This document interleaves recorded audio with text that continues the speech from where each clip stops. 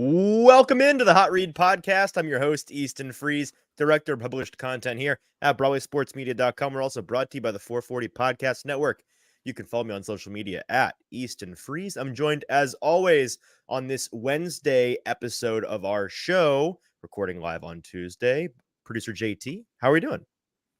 How's it going? We're finally back here doing live shows again, stateside. It's been a little bit. We took a little hiatus, and boy, have some things happened since we last chatted with No everyone shortage of here. things to talk about, though. No shortage. For An sure. easy day in terms of a finding things to talk about kind of show for us. Not having to scrape the bottom of the barrel. More than enough to discuss today. A lot to get through in the next hour. And we appreciate those of you that are joining us live. A couple of things here at the top of the show before we dive into all things Titans.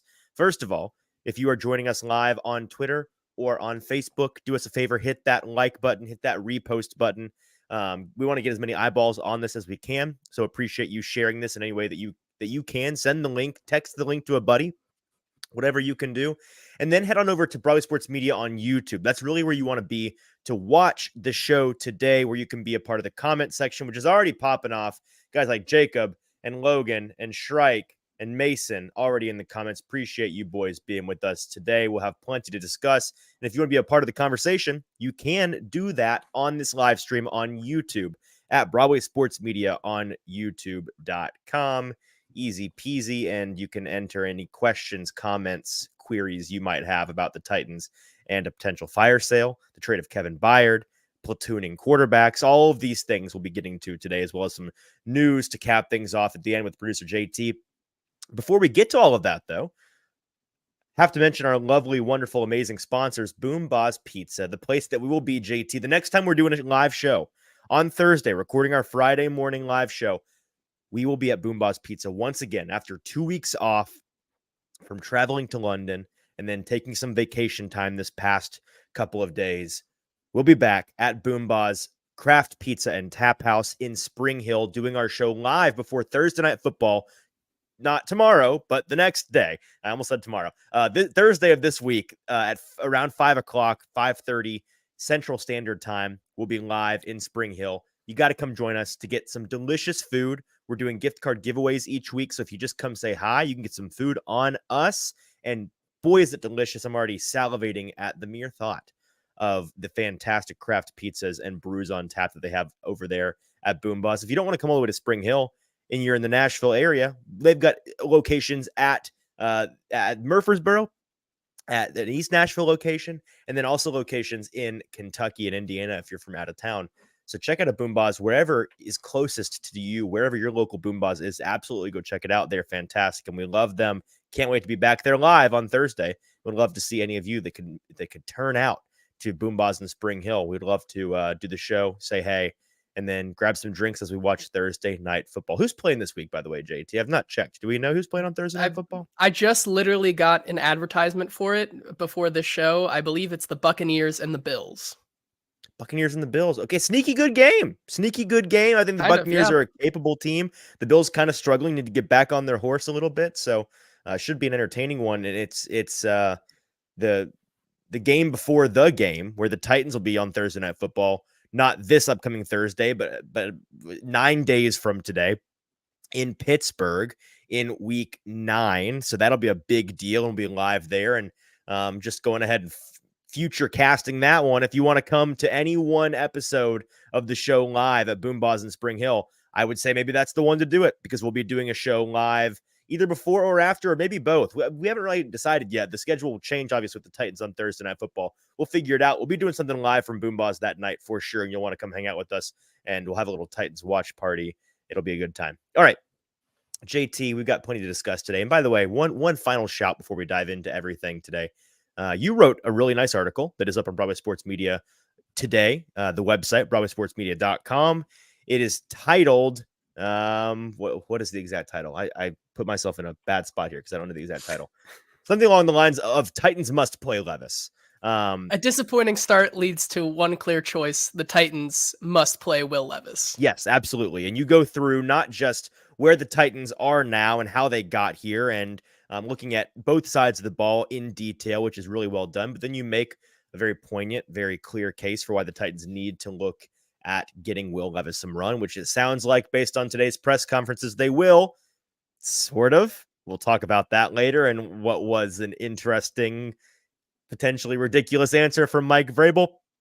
But we have so much news today that is buried on page 3B.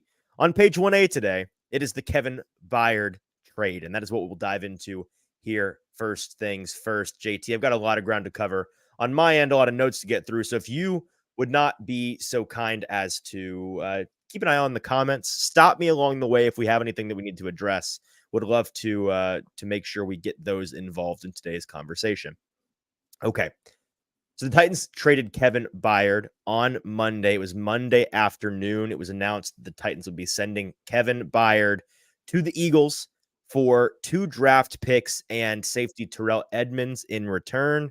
The draft picks in particular, a 2024 fifth round and a 2024 sixth round pick. So they get a fifth and a sixth round pick in this upcoming draft. Further details in terms of compensation there. The fifth and the sixth rounders the Titans will be getting from the Eagles will be their highest picks in each round, depending on how teams finish at the end of the year. So the Eagles have a couple of picks in each round, I believe. And just depending on how, obviously, they got their natural picks. One of those picks was originally a Titans pick that was traded to them for Ugo Amadi, I believe. It was a trade that a player that flamed out with the Titans recently, a wasted trade that the Titans end up getting back for Kevin Byard, which doesn't exactly feel even, but nonetheless, they get that pick back. So if the Titans finish really poorly this year, that will probably be the pick that they get. And then I believe it's a Buccaneers and a 49ers pick in the sixth round that they are fighting over, or in the fifth round, rather, that they're fighting over, whichever team finishes worse and has a higher draft pick. Regardless, they'll be getting the highest possible picks in each of those rounds from what the Eagles have to offer. The details on this include the important note, I think, that according to sources, Kevin Byard did not request that the Titans move him and still would have preferred to have finished his career with the Tennessee Titans. And he released a statement yesterday that I will now read in full. Before I start this new chapter, I want to express my heartfelt gratitude for my journey so far. I want to thank John Robinson for drafting me and believing in me, and Amy Adams Strunk for her unwavering dedication to our team. I was fortunate to have 2 incredible head coaches in Mike Mularkey and Mike Vrabel. Their leadership helped shape the player and person I am today, and I'll carry those lessons throughout my career. Thank you to my assistant coaches, strength staff, doctors, trainers, and support staff, Titans employees, cafeteria workers, custodians, media, and everyone who has helped me along the way. I see y'all putting in work every day, and we couldn't do this without you. I'm grateful for all of my teammates, my brothers, who had my back, kept me in check, and pushed me to be better. It's been an honor to play alongside you these 7+ years. But the most special thanks goes out to Titans fans. You embraced my family and me with open arms from day one, and it's a blessing to be a part of this community. The energy and passion you bring to every game is unmatched. Middle Tennessee truly became our home, and it always will be. It was a dream come true to be a Tennessee Titan. Love, KB. A statement from head coach Mike Vrabel read, I want to thank Kevin for what he means to me personally and to this team. When I arrived, he helped carry a new message into the locker room and established the mindset and work ethic we were trying to instill throughout the team. His play on the field speaks for itself. An intelligent and athletic player. He has led the secondary and helped us win a lot of games. Kevin and Clark, Kevin's wife, and their kids mean a great deal to me, and I wish them success in all that is in front of them. There were also statements released by Titans controlling owner Amy Adams Strunk and Titans GM Rand Carthen, which you can read on my Twitter account at Easton Freeze. Okay, wanted to read those in full to give a stalwart veteran and a real face of the Titans franchising, Kevin Byard, his due on the show today. A lot of emotions for Titans fans here, a lot of details to break down, a lot of head and heart feelings that need to be separated. My personal vantage point, which I'll get out of the way at the top, is that in my year and a half-ish, covering the Titans in full, being in the locker room, speaking to players after the games, on the practice field, at the podium, Kevin was always one of, if not the best guy to talk to, easily one of the easiest players to talk to, really approachable, really kind guy. always willing to answer tough questions, always willing to answer as many questions as we had, was always available no matter what the situation was, coming off of a big win or a big loss. And there's a reason why he was the first Good Guy Award winner that the Titans local PFWA, Pro Football Writers of America chapter, awarded to the Tennessee Titans locker room. We started last year choosing one player to give the good guy, the Eddie George Good Guy Award to for the player who was most helpful to us in the media. That was Kevin. He was the first guy to be put on that plaque, which hangs in the Titans media center, the media workroom at the Titans facility. And so there's a lasting impact of a legacy there for Kevin Byard, who was a fantastic player on and off the field and a guy that I know that we're going to miss around here. All of that being said, no matter how painful this move was in your heart, Titans fans, and boy, is it painful, and boy, is the spot in particular a difficult one, right? Because you're coming off of the heels 12 hours previous to this trade. A.J. Brown, former Titans legend, was playing in Philadelphia on primetime football and had his fifth consecutive 125 plus receiving yard game, continues to absolutely light the world on fire, and is arguably the best wide receiver in the NFL right now. That was a difficult reminder of what was the worst trade this organization, this franchise has made in a very, very long time, maybe ever. 12 hours later, I almost said months. Titans fans maybe wish, but 12 hours later, Kevin Byard is traded to that same team. Howie Roseman comes for seconds and gets another veteran Titans player to add to a team that is trying to make a Super Bowl push. And that's just a difficult spot. You know, the circumstances, the situation at hand, not an easy one to swallow for the Titans fans. Absolutely not. And a heart and soul player like Kevin Byard is always going to be a really difficult guy to move on from after having been around for so long. But no matter how painful this move was in your heart, in your heads, you have to know that this was 100% the correct decision. You have to know before this trade, if you've been paying attention, you knew that this was something that was in the works. The groundwork for this potential trade was laid by the Titans front office in the summer when Kevin Byard was asked for a pay cut, and then they reworked his deal a little bit, and it was going to make sense for them to try to get something out of him now. This was really the last exit on the Kevin Byard highway for you to be able to get any kind of compensation in return for him. Because of the way that his contract was set up, he was likely going to be cut or walk within the next year, maybe two, from this team. But I was gonna, if you asked me today and he was still on the team, I was gonna guess he probably was not on this team starting next year, and the Titans weren't going to get anything in return for him. So the fact that they get something in return for a player who is aging, is on the wrong side of 30, is losing a step actively, and we'll talk about that a little bit in a minute. It's a good thing for this team, and they recoup some draft capital that they desperately needed. Let me address the big picture with Ran Carthon here. Guys, you wanted Ran Carthon to cook, okay? You were excited that he was hired in the spring. You were excited about what he did in the draft and in free agency. And we talked just a couple of episodes ago about how you have you objectively have a hard time attributing blame to him for how the Titan season has gone so far, because you look at the individual moves that he has made as GM so far, and really Andre Dillard is the sole example of a misguided decision, of a failure on his part. Everything else has been working out pretty well for him so far. And so this is just one of those things that needed to happen. You wanted him to cook. You have to let him cook, right? This is one of the eggs that you had to break in order to bake this cake. That there is no way around these kind of tough decisions for a GM who has no personal relationship with, this team and the lore and the history of these players. And he understands how meaningful guys like Kevin Byard and Derrick Henry are to this team and its fan base and the community. But he also doesn't, he's coming in fresh from another team. He's able to have that objective eye and say, I'm going to do what's best for this team from a business perspective, from a roster building perspective. We're going to do what's best, no matter how difficult the decision may be. And this was one of those decisions that he had to make. some other notes I have here. It's funny how Titans fans had for the past week or so been saying that it was time to accept the rebuild. Rand, you need to go find some teams to trade with. And then the Titans make this trade, and it's, well, no, not this team, not that team. What are we doing? Like you're doing the thing that you asked them to do a little bit here. And Titans fans have been asking for their players to get national recognition for as long as I've been alive now.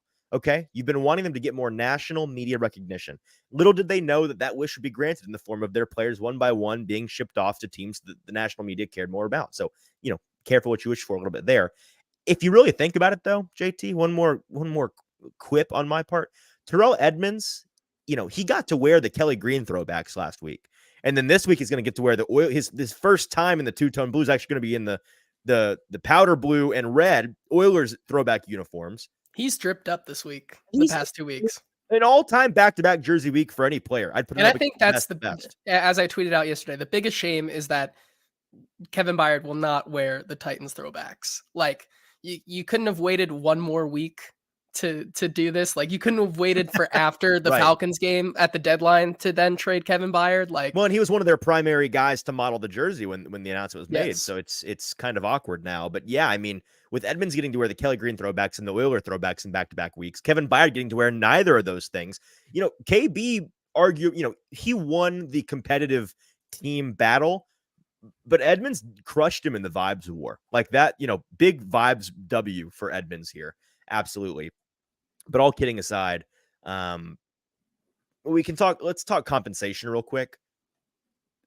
I'm sorry, but everybody who was upset that Kevin Byard didn't demand a 3rd-round pick, I think, is simply overvaluing their team's players' value in general. And this is something that we talk about all the time. I know our buddy Paul Kaharski harps on this a lot, and he's absolutely right. And this is just one of those things about fan bases that's always going to be the case, no matter how often I or anybody tells folks, you are overvaluing your own players. You're in a vacuum. Zoom out a little bit. Have some objective perspective here. It's impossible to do so for a lot of fans and for a fan base as a whole. So, you get a 5th and a 6th back. You look at trade charts, and any conventional wisdom tells you that just any 5th or 6th round pick on average is going to equate in value to a mid 4th round pick. Jason at Over the Cap and Brad Spielberger at PFF, their specific, most updated modern trade chart for the specific picks the Titans will likely be getting back, which is number 153 and 186-ish overall.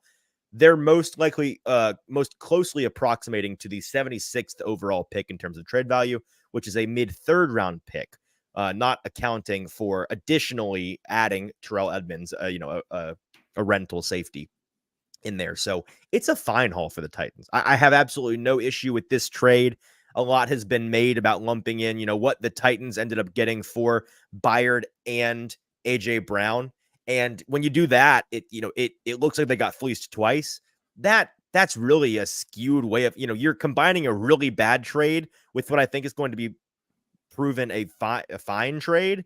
And, together it looks like a bad trade, because a really, really bad trade like that is going to skew the average good to bad scale of your internal grading of a trade. So I think that this is a fine trade. Again, for a player in Byard who was on the wrong side of 30. Edmonds is 26 years old. He's played all 6 of his years with the Steelers before he joined the Eagles this past season. Didn't really work out for him there. We'll talk a little bit about maybe why that was.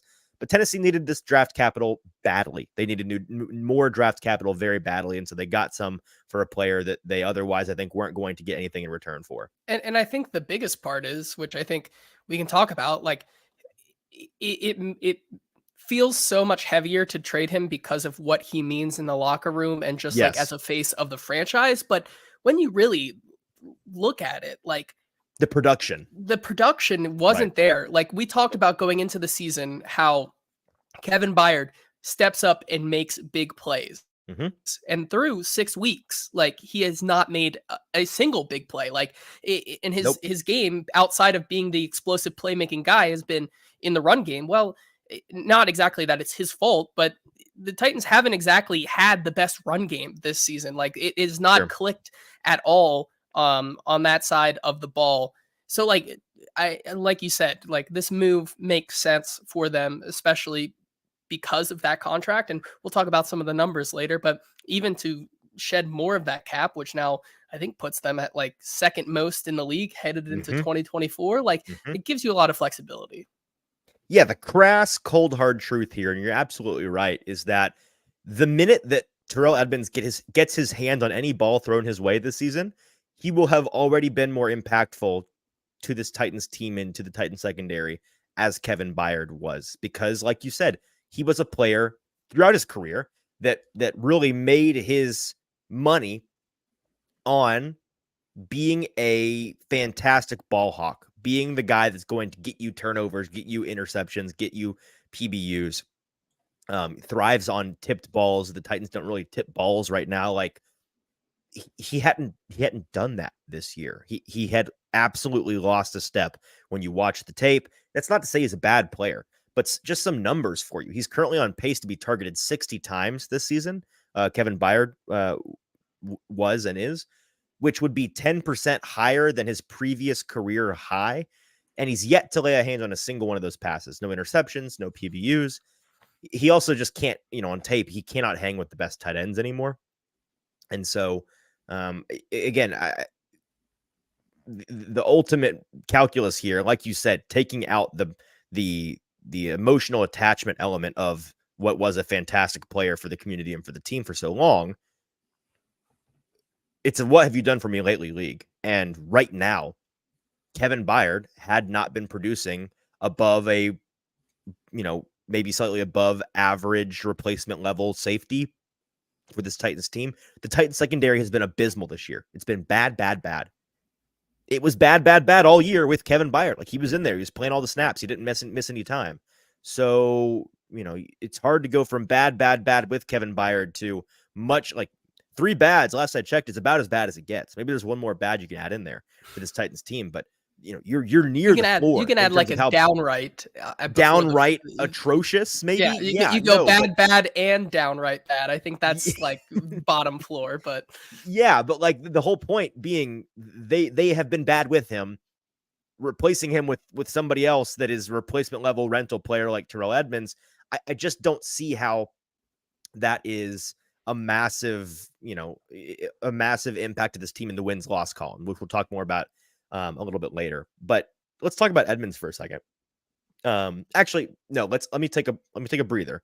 JT, have you been perusing our comments? Do we have anything that we need to address from the peanut gallery here? Well, I think not exactly about Kevin Byard, but more of what Kevin Byard in this trade means, which I think we'll get to here in a second when we talk about the overall kind of direction of this show. But we do have a couple just to lighten the mood that is trading away Kevin Byard here. Logan, first of all, came in here and said, more challenging, getting a new passport or the Titans trading Kevin Byard.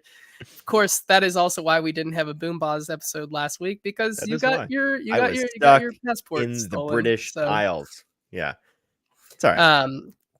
And so that is one, and then we go down here, and Kenneth, who really wants to see you embrace the tank, so much so putting it on a shirt today. That is a missed opportunity. Kenneth, you've misunderstood me, my friend. You've been on me about how I won't embrace the tank. When I talk about tanking and about what this team is doing, I would say 85 to 90% of the time, I am talking about my psychoanalysis of what they are thinking, not what I think they should do, not me preaching, what I would do in their shoes. I'm telling you what I think that they think. And so it's a don't shoot the messenger situation there. Just because I think that they're not tanking doesn't mean that I think that they shouldn't tank necessarily. If they decided today to tank to fully bottom out, the logic is sound for that. I totally see. I understand that decision. And then Stoney over at the Sobros network here said, I just got here. Have y'all already decided when we're all collectively throwing ourselves off a bridge? So no, the location is Natchez Trace. We've already decided that. We just need to find a date that works best for everybody. I'll send a poll in the chat later. We'll figure it out. So the people have been discussing that here. He also speaking of Stoney, by the way, just total secondary here. So we need Easton's Fire. The beard is looking freshly trimmed. It is freshly trimmed. It's just getting long right now. I need to shave it down a little bit. But speaking of Stoney, by the way, total non sequitur. I saw the Stoney's so highly coveted, most prestigious awards in the mid-state area, potentially the entire state, maybe the southern region. Frankly, I'm not sure at this point. The Sobros Awards. He's taking recommendations on Twitter. At Stoney Keeley, I believe is his Twitter handle. But if folks listening and watching the show wanted to throw anything Stoney's way about the Hot Read podcast, I wouldn't tell you not to. Certainly, I would not come on my show and ask people to do that. But I might just bring up that is the thing that you could do in the realm of possibilities if you so chose. So just put that out there. Okay. Let's talk about Terrell Edmonds. Shameless plugging over. From what I've understood about him and watched a little bit of the tape and talked to some folks that have covered him in Philadelphia and longer so in Pittsburgh, he is the clear and obvious consensus on him here. He's not good in coverage. This is not a coverage guy. This is not a 1-for-1 styles player from Kevin Byard to Terrell Edmonds. Kind of the opposite, if anything. He's not good in coverage. He's at his best when he plays inside the box as a nickel safety, as a dime, as a guy that's going to be a rusher off the edge, a guy that an archetype of player you've seen the Titans utilize relatively well in the recent past. So certainly a type of player that I think that they'll have some use for and see what they can get out of him in that way. But he's good open field tackler over the middle of the field. He can get shaken in the secondary, especially downfield. He's solid at playing the run. He can make solo tackles on running backs. A lot of this information I got from our buddy, who did I get this from? I mean, I saw that Junie had a lot. Oh, yeah, that was Junie. It was Junie. Sorry, I wrote this down from it. Thank you. I totally blanked on who it was. It was Junie Riddle. I saw over him on Twitter. I thought maybe. Thank you. No, I appreciate. Yeah, sorry, Junie. I didn't forget who you were. I forgot who wrote this. But Junie's he's a Steelers guy. He's a Yinzer, so he's watched a lot of Terrell Edmonds, and so I trust his opinion there. In terms of replacing Byard, there's no one player that's going to replace Kevin Byard, and that's what head coach Mike Vrabel was talking about today at his press conferences, which we'll talk about in a bit. But it's going to be a combination of Edmonds and Molden. I think that's my best guess today. I think that at first Edmonds is going to be third in the pecking order behind Molden and Hooker. But Molden being that guy that you can use as the deep safety, as that ball hawk, as the guy that is in coverage or floating deeper downfield, and then using Edmonds more in the box as that nickel or dime. That's what I think they're going to look to do with these two guys and see if they can replace Kevin Byard by committee a little bit, if there ever was such a thing in a secondary. Elijah Molden's health now becomes a much, much bigger deal. And the Titans safety room, I think, is going to be perfectly fine with Edmonds and Molden and Hooker, and then the rotating cast of guys that they have behind them. But you've got to have Elijah Molden stay healthy, and that's not something we've seen him do a whole lot of with any consistency in his playing career, really since his rookie year where he was pretty healthy. So that's a big, big deal.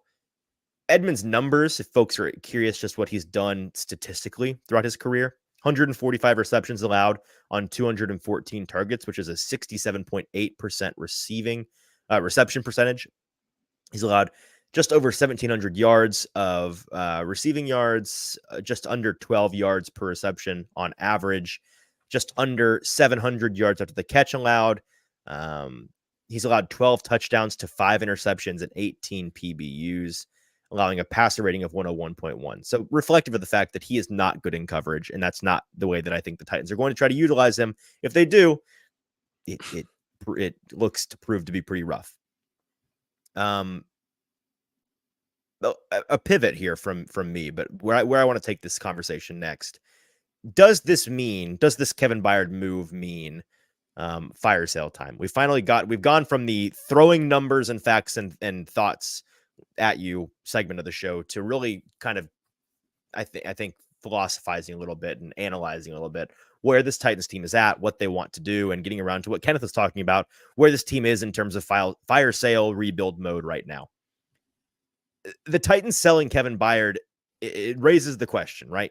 Is this Titans team entering what will be a very busy trade deadline for them as sellers between now and I believe it's Monday, Tuesday of next week. They have It's about a week or Tuesday. change.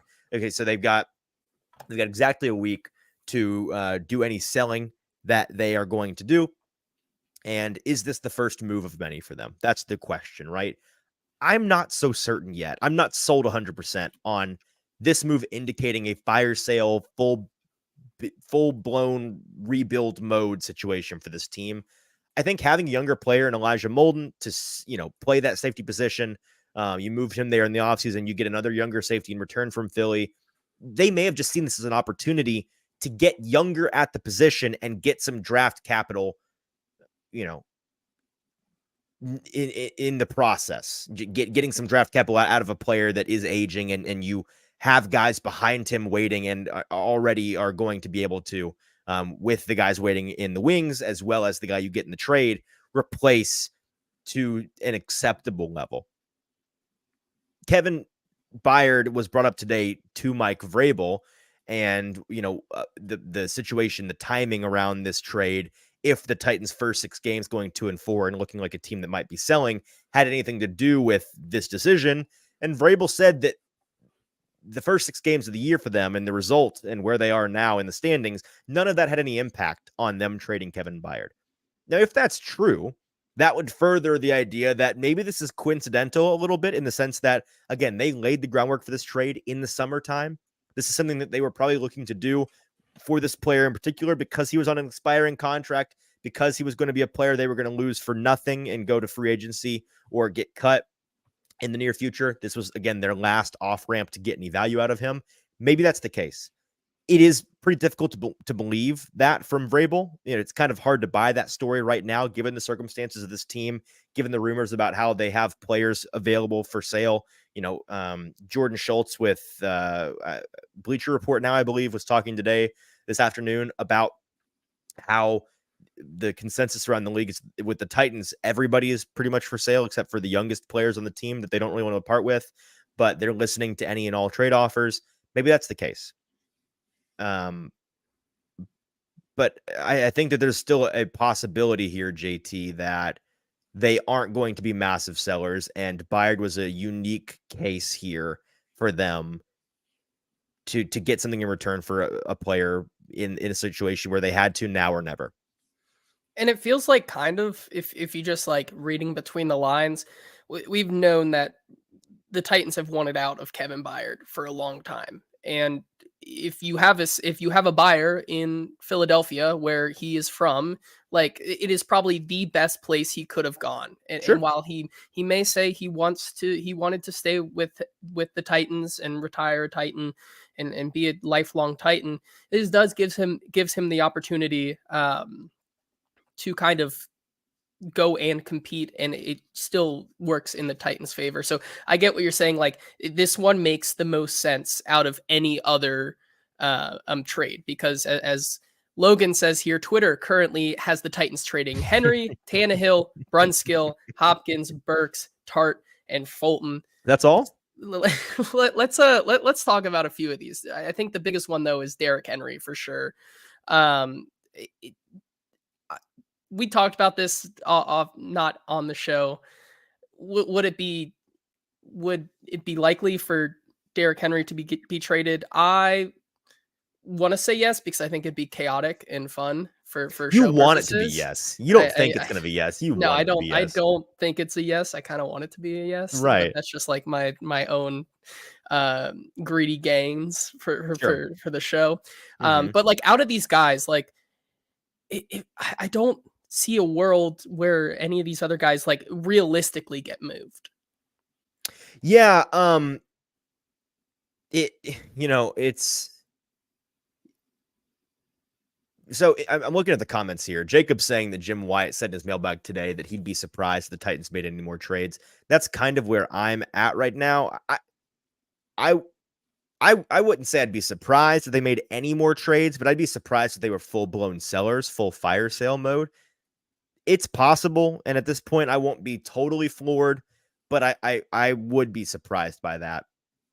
Shrike pointing out that safety and running back are two of the most expensive parts of the team and the most devalued positions on either side in general in the NFL. Getting rid of Henry or Byard means nothing on how Vrabel views this team. That's a potential, that's there's logic behind that viewpoint there. So I'm not dismissive of either point of view here. Maybe the better question, JT, is how many players on this team are you confident play in the Titans' new stadium in 2027? Like, I made a list on Twitter yesterday of the players whose jersey I'd be comfortable buying right now. And that list was Peter Skoronski, Tyjae Spears, Jeffrey Simmons, Roger McCreary, Ryan Stonehouse, Nick Westbrook-Akine, end of list. And I'm totally joking about Nick Westbrook-Akine, but also he'll be a Titan until the end of time a little bit. So like, it wouldn't shock me, but it's kind of those guys. It's these young guys. I think it's Jeffrey interesting. Simmons. I think it's interesting that you left Treylon Burks off of there. Do you just think if there was a tier below where it's like I'm 97% confident, but I'm not super confident, it's Burks and Chig. Like that's that next group. I thought about it, but yeah, if I was if I was making an investment into an NFL jersey right now, I'm not sure I would put those guys in the same tier of these other guys in terms of safeness. Right now, which I really would be floored if they moved either of those guys or any of these guys, right? I think Treylon is not available. I think that Chig is not available. I think that it's far too early for them to be giving up on such young, talented players. But before we talk fully about some more trade potential, man, I was looking back on this Titans team as a whole for the past 3 or 4 years, where we're kind of coming to the end of what was this first era of Mike Vrabel football. And man, the AFC number 1 seed Titans hosted the Bengals, your Bengals, in the divisional round of the NFL playoffs on January 22nd, 2022. 639 days and 23 games later, they are now at the bottom of the AFC South. Maybe big sellers the deadline and the future of the franchise is unclear. Life in the NFL comes at you very, very fast. But by the way, one final little one-off thought from me. Would it not be the most Mike Vrabel thing ever to find a way to make it into the playoffs now? Like right now, Titans are so down bad astronomically in the narrative category of things.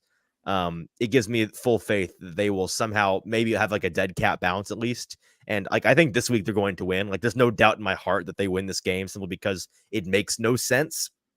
And I think the narrative is so bad on the Titans this week. I kind of see it as, of course, they're going to come out and maybe look impressive. I don't even know, with Will Levis or a platoon or whatever it is.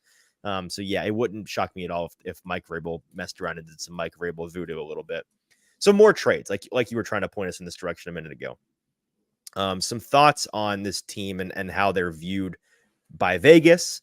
The Titans have moved. They were 1 point home dogs before this Kevin Byard news. They have moved to 2.5 point underdogs, depending on where you're shopping, hosting the Falcons this week in the wake of the Kevin Byard news. That's less of a reaction from the books to the player himself. It's not that Kevin Byard is worth 1.5 points to these books. It's more so a reaction to Tennessee potentially shifting their organizational focus going into that fire sale rebuild mode. And if that's the case, then winning becomes kind of an iffy situation, right?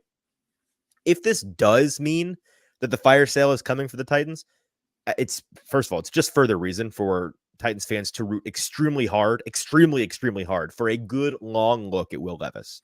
And we've beaten this drum. We're going to continue to beat this drum. This is another great reason to put at the top of that list. Some Titans players that could be traded before the deadline, JT, and I made this list for the show yesterday on Twitter. This is the group of players that I think are most likely to potentially move. Tannehill, Henry, Hopkins, Autry, Fulton, Burks. Or sorry, not Burks, Tart. Those 6 guys, and then kind of what I'm seeing fans hypothetically / hoping to get for them if they do trade them versus what I think you can actually get. This is the overvaluation of players, right? With Tannehill, you're seeing a lot of 2nd and 3rd round pick moves. Like that's what, since the offseason, people have been talking about. I think you could get a 4th for him. I think that's the best you could do for him. Henry, a lot of people talking about getting a 3rd round pick. I think you get a 5th round pick for him at best. Hopkins, a 3rd round pick is what a lot of fans want. I think you could get a 4th, probably a 3rd. I think is kind of rich, unless there's some salary, playing around with the cap, playing around with the responsibilities for salary there a little bit. Nico Autry, I'm seeing fans wanting a 4th round pick for him. At his age, I think you get a sixth, maybe a fifth. Fulton, I've seen people be like, moving for a fifth, just get brother. I'm not sure he fetches a seventh round pick. Like, I if you mean, got Kevin Byard anything, just got a fifth. Like that was like he got a right, fifth and a fifth and a player. sixth, right? Would Yeah, you like? I was thinking about this today. Like I thought a reasonable like return for Christian Fulton given the circumstances would be like a 2025 sixth round pick or yeah, something no, like that. yeah, And I still would 2025, sixth or seventh sounds and about I right would to me. still be Yeah, like, "Yes, sir, please, thank you." do it. Like Yeah, give me run the more. card up. Absolutely. And then Tier Tart, I've seen the fans wanting like a fourth for him. I think you get a fifth for him. So I think the rule of thumb, if you're seeing fans wanting an X pick for a player, just assume the best you can do is at least one round down. Is pretty much always the case. But it raises the question, JT. We've been beating around this topic, this whole conversation. Let's narrow in on it real quick. How many of these potential trade pieces for this Titans team do you need on this roster to not impact the win-loss column, to not have significant drop-off in capability, in ceiling, in floor? Like, how many guys do you need? And we already talked about how with Kevin Byard, they were bad in the secondary with him.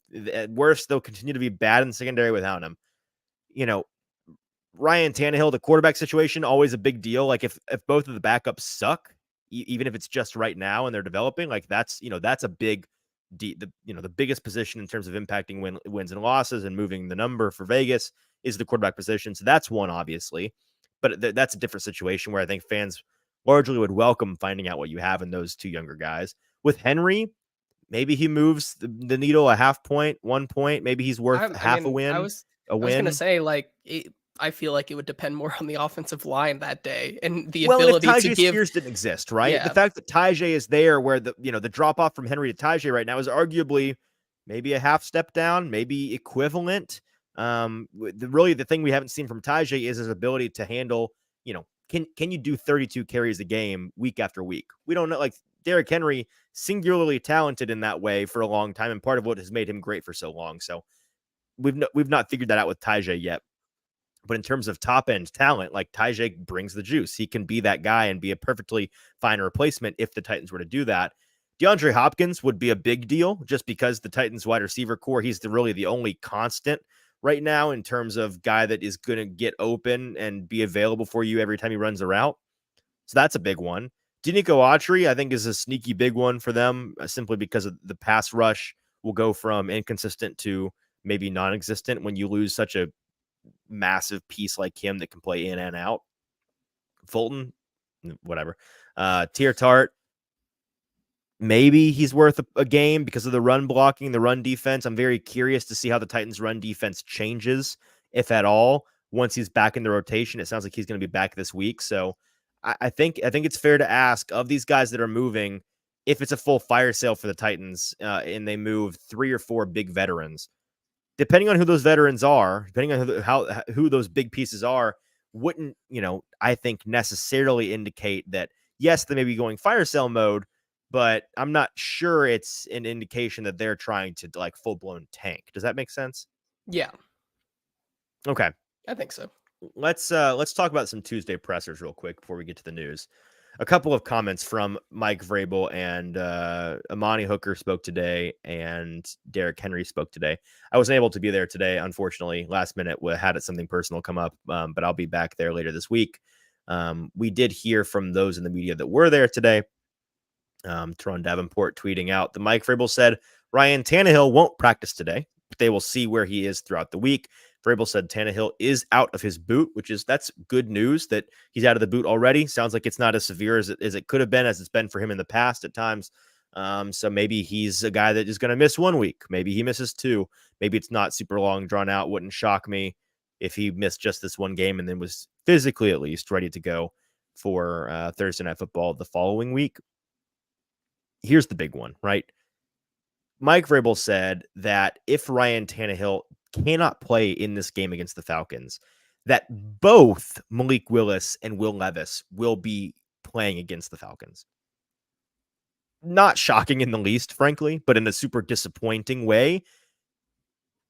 What are we doing here? this is not the preseason. Unless this is an admission that winning on Sunday isn't your primary objective and you're suddenly just in game scouting players and seeing what you have and doing talent evaluation. Like, why in the world would you do this? What are you going to do? Like, have them alternate drives, alternate quarters, alternate, like, you just ride with the hot hand, just play it by ear, shoot from the hip.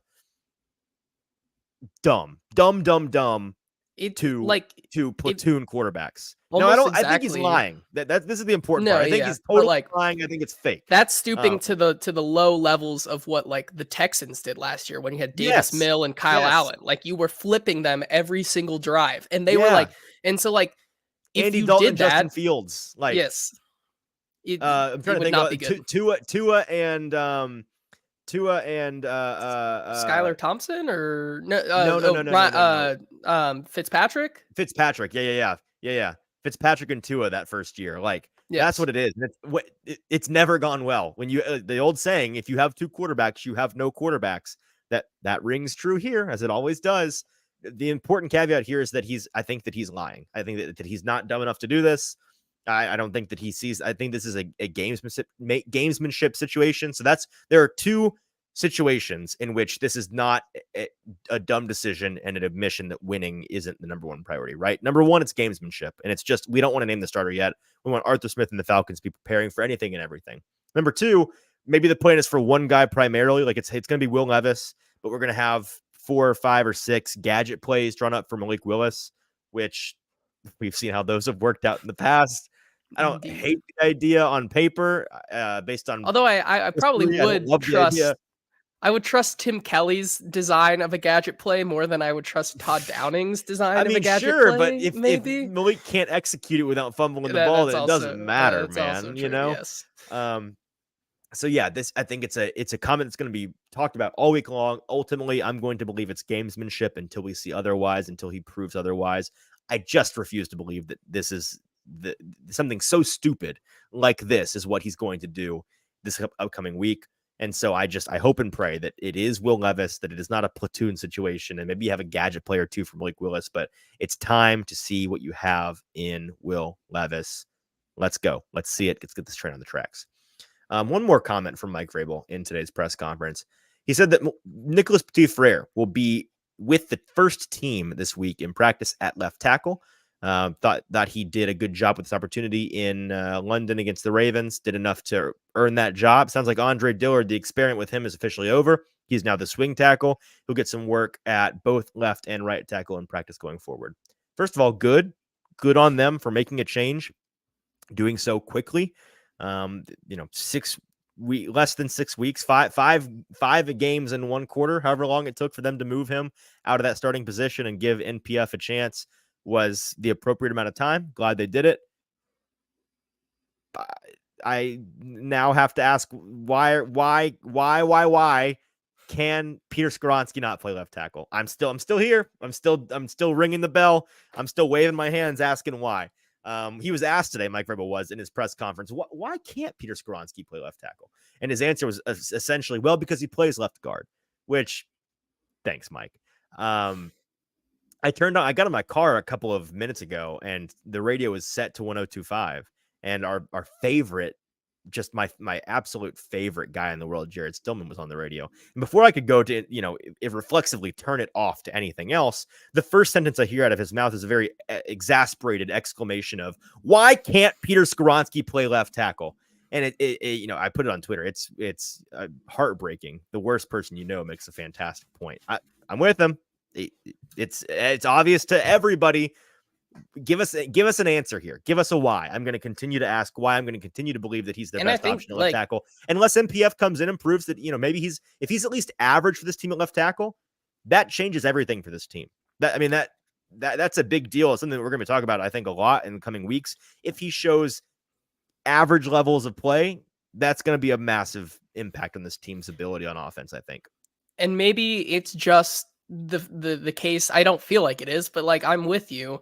Maybe it's just the case that we need to learn ball more, and that's what Mike Vrabel is trying to tell us. But of course, we don't see everything. Sure. However, when you look at the tape, like we did in at the combine, when you have just like personal recommendations Did from. Peter Skronsky play at left tackle at all in college? I think he did. I think he played a lot. Just a bit, He played. or He played a lot. all of it? Maybe he was the best left tackle in the nation almost, in college. almost every single snap. Yeah, I don't know. But when you have him playing left tackle in a Big Ten, going up against some guys like Aiden Hutchinson or in that Iowa defense, and a lot of different guys over the years.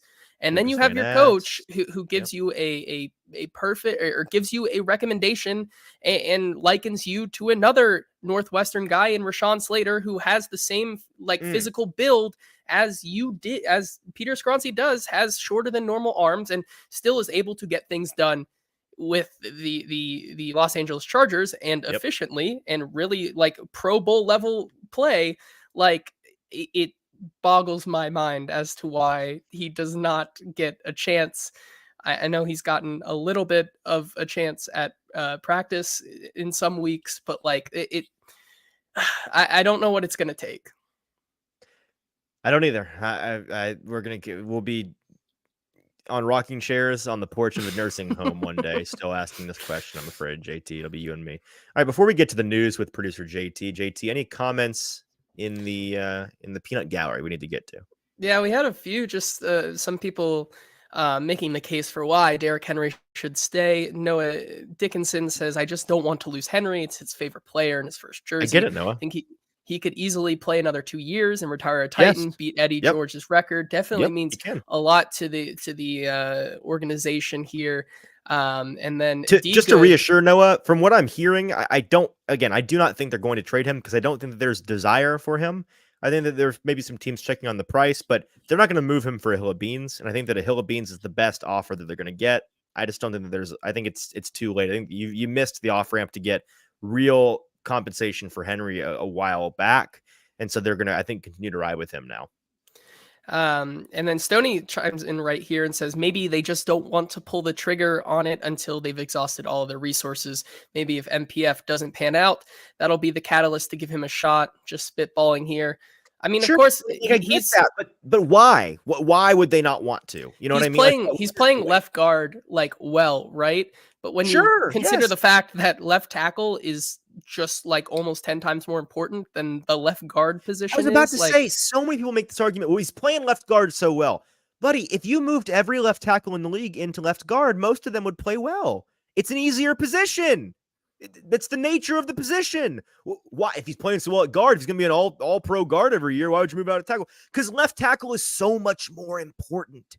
You tell on yourself when you make these arguments for not knowing the dynamics of value of positions on a football team. Like, you need, if he's at 100% at left guard and going to be a 75% player at left tackle. Well, if 75% is the best left tackle play on the team, then he's the guy you should rock with, because you need the best left tackle you can get, and then you can fill in, or what's better, a great left guard, a fantastic left guard, and a constantly struggling left tackle, or a good left tackle, maybe flashes of great, but like solid good. Not amazing, but certainly not struggling. Just good. And then at left guard, you have a replacement level player. It's obviously having the good left tackle. Like, that's 1,000% what is more valuable. So it's never going to make any sense. To Stoney's point, as I'm thinking, like, there always is the ability of saying, okay, we do understand Peter Skronsky's shortcomings. Maybe this first year, let him play left guard, get up to, if there is a concern that he would fall behind if he immediately started at left tackle to begin the season against some of these guys. Maybe we play left guard, slow play him, and then next year, once he has a year under his belt in the NFL, maybe move him over. I think that could also be an option. Yeah. But Shrike here also saying making him play guard to pay him guard money, then moving him to left tackle. That's after what his it is. Extension, chess, plot. Not checkers. Shrike has nailed it. Yeah, absolutely. All right, that is all from me today. Before we get out of here, let's get to some news with producer JT. Yeah, we'll start off here with some Titans transactions today. Of course, the biggest in breaking news, as it always is. The Titans signed linebacker Joe Jones and running back Jonathan Ward to the practice squad and released from the practice squad Jacques Patrick, right? I want to say Jacques so bad every single time. Jacquez. Legend Jacques Patrick is released from the team. So just some Mm-hmm. pretty standard signs and releases to the practice squad. Nothing major there. We can talk about the Titans cap situation here, and Sure. friend of the show, Zach Lyons, who after my computer totally died in London, got me back into everything here so that I can do my job. Shout out to him. Thank you very much Indeed. for doing that. He said just some final accounting, broke down the numbers here. The Titans cap space prior to the trade was around 11.5 million. Kevin Byard's cap savings is around 2.4, whereas Edmonds' cap hit was around just shy of $1.1 million. The 2023 cap space now sits at $12.9 million. So you get a little bit of relief there. As in terms of Kevin Byard's old 2024 cap hit, it was around $19.5 million. Dead cap hit after the trade is 13.3, so that saves another $6.2 million for that move there. And so then the old 2024 cap space, which was already very high for next year, was around 80.3, now moves to 86.5. So definitely gets some help there as you look to make some moves next season. Yep, absolutely. The Titans are going to be very cash rich, and we'll talk about it a ton in the future, but they're going to have some serious money to play with, a lot of expiring contracts, a really quite nice pool of available free agents that are scheduled to become available this offseason. So once again, we'll have plenty to talk about when we get to that. Then we can move on here and just kind of run down exactly what the Titans' current picks are, because there have been a lot of moves here. So right now, the Titans have a pick now in every single round except for the third round, as they use that to go up and get Will Levis. But just taking into account that after this trade, now they have a pick in every single round. So they were very, very desperate for some draft picks this season. If the season ended today, the Titans would have the 9th overall pick in the draft, sitting at the 109. They have a second round pick, which would be right around the 40th pick in the draft. And they have a 4th, 5th, 6th, and 2 7ths. They also potentially have a 3rd 7th, by the way. Folks, I think aren't. Long story short, it's contingent on the conditional terms of a trade with the Raiders, where the Raiders may or may not get their pick. I forget who, another defensive secondary player, I believe, who they traded for that flamed out very quickly. It was a conditional trade for a conditional 7th. We don't know the terms of that condition, so the Titans might have a 3rd one. They might not. But my only point on this is they have at least 2, maybe 3 7th round picks. If and when they make any more moves, selling players, whatever, before the trade deadline, they need to try to parlay one of those 7ths into a higher draft pick. Like, it needs to be, instead of sending a player for a 5th, send a player in a 7th for a 4th. Like, they need to try, it may not work, but you have to make that a priority to see if you can parlay some of those 7ths into some higher draft capital. Yep. And then finally here, earlier today as well, Mike Vrabel said he expected Elijah Molden, Treylon Burks, and T.R. Tart to practice for the Titans today, which is a good inkling into that these guys are good, got rested over the bye, and will be available against the Falcons this week. Why was Treylon Burks not put on IR? Well, this is why, so we can come back this week. We'll talk about that a ton more on Thursday live from Boomboss and Spring Hill. We'll previewing the Titans Falcons game, which will be here in Nashville. Again, that we'll be at. I think it's a big. I think they're getting some very important reinforcements this week, and I have a lot of thoughts in that game, but I'll save them. That's what we call a teaser in the industry for next episode in a couple of days, just 48 hours from now. We appreciate you guys tuning in with us for today's episode. That's all we've got. Hope you enjoyed. Thanks for being in the comments, being so active, guys. It's really a pleasure getting to talk ball with you guys so often. Looking forward to getting back to doing it 3 times a week. Shows posted Monday, Wednesday, Friday, recorded live on Sunday, Tuesday, and Thursday afternoon/evenings each and every week through to the Super Bowl. So looking forward to it. Looking forward to being live at Spring Hill. So help us out, subscribe, do all the good things, subscribe to the podcast, wherever you get your podcasts. Go to Broadway Sports Media's YouTube page and subscribe there. We know a lot of you guys watch the show but aren't subscribed, so do us a favor and subscribe there. It's for free. It's very easy. Follow the show on social media at Hot Read Pod on Twitter, on TikTok, on Instagram. Follow us at Easton Freeze and at JT_Runke on Twitter for updates on the show and content on the show, clips and whatnot. When the show is going to be going live, all that good stuff. You can find that on our socials. Make sure to check that out at Hot Read Pod. And that's it for us. I feel like I'm missing something. Am I forgetting anything? Tune in with us, Spring Hill, live in Boomba's on Thursday. I'll quit rambling and talk to you again then. For producer JT, I'm your host, Easton Freeze. This has been the Hot Read Podcast. We'll talk to you on Thursday.